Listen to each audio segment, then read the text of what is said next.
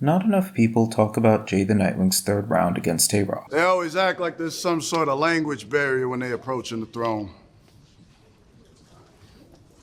A refusal to understand until you're throwing a rose at a stone.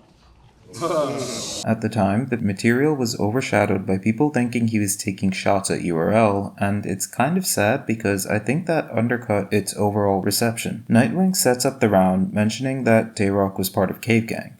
Behold Dante, the poor soul who wandered into the wrong cave. And then he kind of leaves that alone, but he comes back to it later on, mentioning Plato's allegory of the cave. Plato's cave diver, who can't see the fire he's been feeding in. For people who don't know, here's a picture to show you what Plato's cave is. The idea is that most people grow up inside the cave and see these shadows playing on the wall and think that's life, never realizing that if they turn around, there's an entire world outside the cave. Now, as you see in the picture, there are people in the middle who have a fire going, which they're using to make shadows on the wall for the masses. It becomes clearer later, but the heads of URL are these people in Nitewing's metaphor, and Roc is their enforcer to keep the system going. Look at them.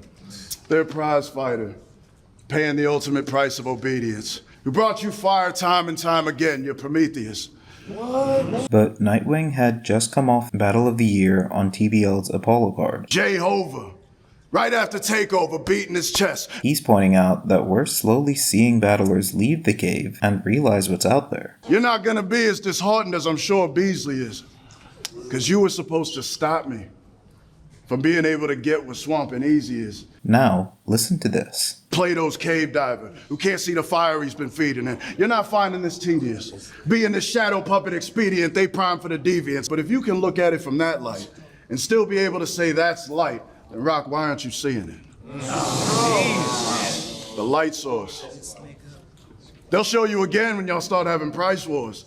Right after tonight's card, what you think I'm outside for? The positioning of the URL as these manipulators is unavoidable, and to be honest, I don't think it's that unfair.